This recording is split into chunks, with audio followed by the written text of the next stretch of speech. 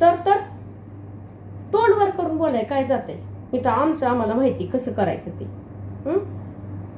मला सांगा वहिनी, माणसानं नेहमी अंतरून बघूनच पाय पसराव का नाही? पण ह्यांच्या डोक्यात शिरलं तर शपथ. अहो, तिच्या वयाच्या पोरींची लग्न झाली, दोघी तिघीच्या घरात तर पाणी बी हल्लत. पण ह्यांच्या पोरीच्या डोक्यात काय खूळ शिरलंय त्यांनाच माहिती. मला तर नेहमी वाटत असतंय की त्या गोष्टी त्या वेळेत झाल्या म्हणजे पुढचं कसं मार्गी लागतंय. पण नाही, आता ह्यांचं खूळ ह्यांच्या संग. पण मी आता काय थांबायची नसते बघा. मी यंदा लगीन उरकून टाकणार म्हणजे टाकणारच. अहो नाही, असं कसं म्हणताय तुम्ही? अहो, मी इतकी दिवस वाटच बघते या दोघांची.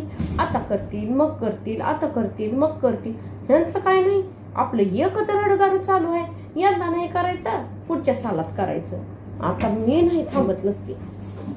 बरं, तुमच्या काय नजरेत एखादं स्थळ आहे तर बघा की. नाही म्हणजे आपल्या पोरीला तर तुम्ही ओळखत आहो ना, ज्या घरात जाईल त्या घराचं सोनं करून टाकेल बघा.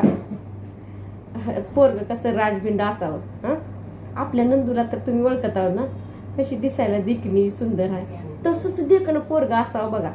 जोडा लक्ष्मी नारायण सारखा दिसावा. होय होय, आता एकदा का स्थळ मिळालं की यंदाच लगीन उरकून टाकते बघा.